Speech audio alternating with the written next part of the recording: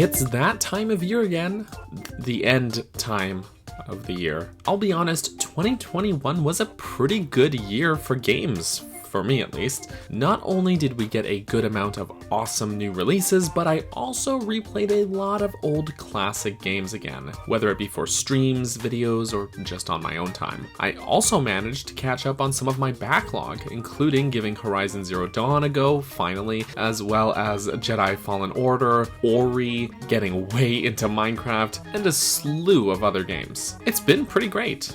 Despite the pandemic and other real-life circumstances, I'd say we managed to get a fair amount of great new releases this year, even if some of them are just remasters. Just like we did last year, I'd like to highlight my top 5 games of 2021. And just like last year, I've brought back my friend Chewbleema to join me. Just remember that this is all opinion, so please keep that in mind. Here are my top 5 games of 2021.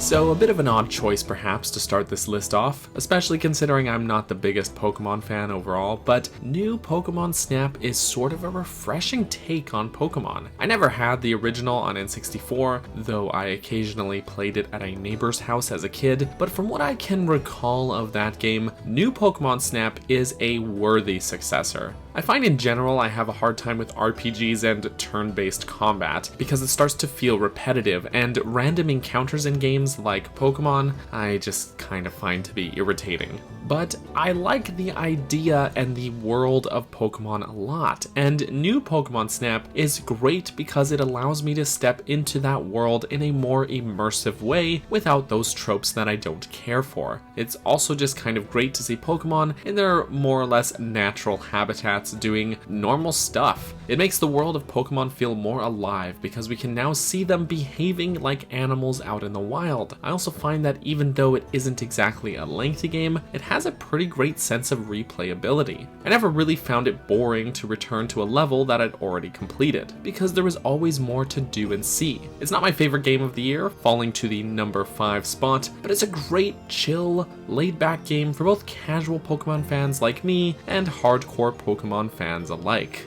And though it's not a mainline entry into the Pokemon series, I do think it's a great immersive way to really flesh out these Pokemon and the world of Pokemon itself.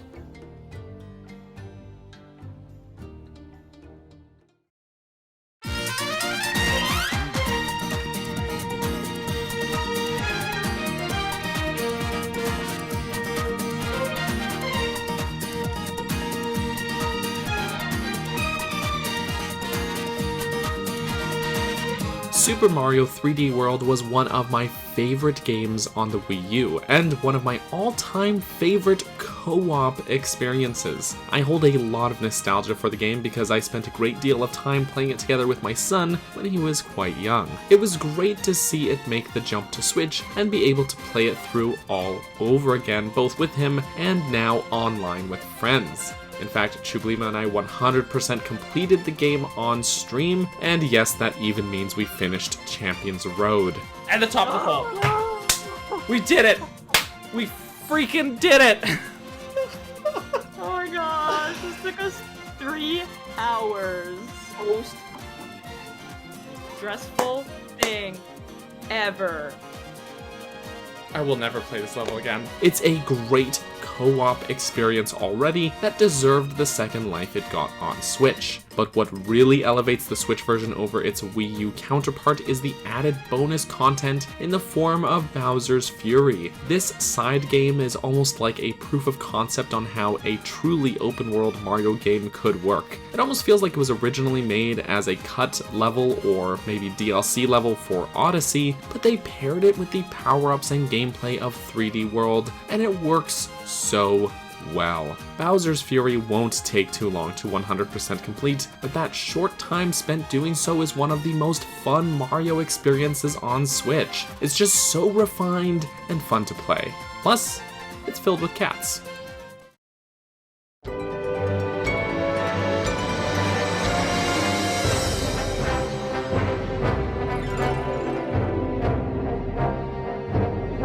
Skyward Sword HD is another case of a remaster making the leap to Switch, and outselling its original counterpart. As one of the most underrated Zelda games in the series, in my opinion, I'm so pleased to see the game finally get the love it deserves. I really feel Skyward Sword HD fixed a lot of the grievances fans had with the Wii original, even making those heavily integrated motion controls completely optional. It runs great at a smooth 60 FPS, and in my 3 playthroughs of the game, I never once saw a frame drop. While the core structure of the game still has some issues in my opinion, it also has some of the series' greatest and most creative dungeons. I've covered Skyward Sword HD extensively on the channel already, so I won't dwell on it too much longer, but I will say that this is a great entry to the series for any Zelda fan. And the HD version on Switch is definitely the best version of this game by far.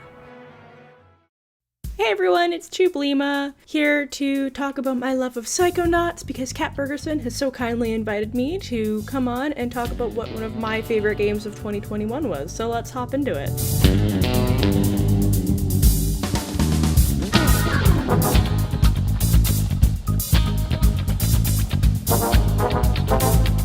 Let's talk about Psychonauts 2, a well-anticipated game that was also well-received by many fans of the original game. Can you believe we waited 16 years for another game in this series? It's so easy to fall in love with the artistic style and quirky characters you meet along the way. They give you a great recap on the first game, in case it's been a while since you've played, or to help welcome a new player into the Psychonauts world. This game was easily a top contender for me, and I was honestly shocked that it didn't win anything during the Game Awards. But still happy to see it up there with the other games either way. This game throws you straight into the game to immerse you while also slowly going over the controls to help you remember how to be the best Psychonaut you can be. All the while, Rasputin is still the hero of the story. I had actually streamed most of this game on my own Twitch channel at twitch.tv/Chewbleema, and it was satisfying to see the progress but still have so much left for collecting. If you're into 100%ing a game, this could be a great pick for you. While there isn't a ton in post-game content, there are many fragments, crying baggage, and pins and abilities to unlock. Difficulty-wise, it can be a tad clunky, as it has some platforming elements, and tying in the many abilities of a Psychonaut definitely gives you options. But thankfully, I've never found myself too stuck to continue moving forward, and the game tries its best to not hold your hand and let you experience the game at your own pace. But for sure, if you want to hop into a game and wonder, what the heck did I just witness? This game is for you. I 100% recommend this game, and even the first one if you wanted to get around to that as well, but I don't necessarily believe that you need to play the first game to understand the second game. Alright, there we have it. Hopefully that's convinced you to play Psychonauts 2. If not, it's okay. I get it. I understand where you're coming from. I forgive you. That being said, thank you, Captain Bergerson, for having me on your channel, letting me partake for the second year in a row for your top 5 games. And of course, if you want to hang out with me, you can come find me on Twitter at Chewbleema or twitch.tv/Chewbleema with an extra A. Thank you so much again for having me, and have an awesome day.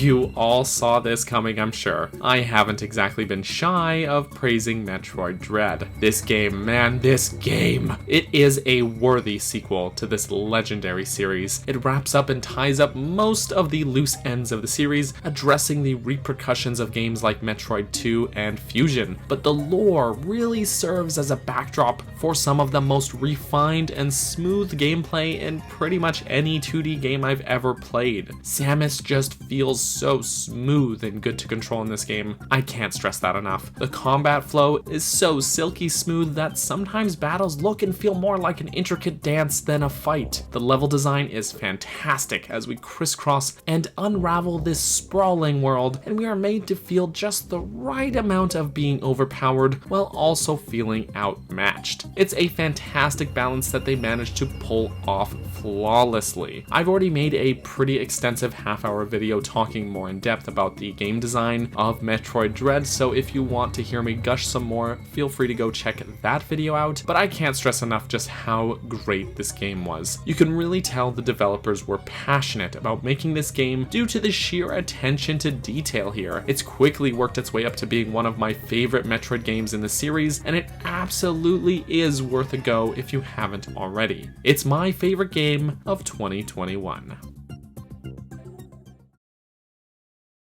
Before we sign off and end this video, I just want to give you all a huge thank you for the support this year. It's not all about the numbers, of course, but the numbers are still kind of important, and my sub count has more than tripled this year. I know the channel is still relatively small, all things considered, but I want to express how grateful I am to each of you for your support, whether it be my patrons and channel members who have generously supported the channel financially, or anybody who just took the time to watch one of my videos this year. Whether you know it or not, every single one of you, every view, every watch minute has helped me take a step closer to achieving my dreams. It means a lot to me. I'm particularly proud of my video output and the increasing quality of my videos and streams alike, and I'm looking forward to bringing you even more great content next year. So from the bottom of my heart, truly, thank you so much for watching this year. I really do appreciate you guys hanging out with me in my streams or just giving me time watching one of those videos. I really do appreciate it, and I hope you have a great new year.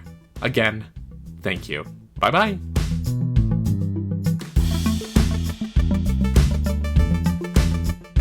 Thank you so much for watching this video. I just wanted to take a quick second to say thank you to the lovely people who supported me on Patreon, as well as my channel members, particularly those who supported at the cheese level or higher, which includes Tetra, Brenda, Justin, Callie, Finley, Greymage, Hylian Historian, Gale, and Ethan3G. Thank you so much for the support, you guys, and I will catch you all next time. Bye-bye.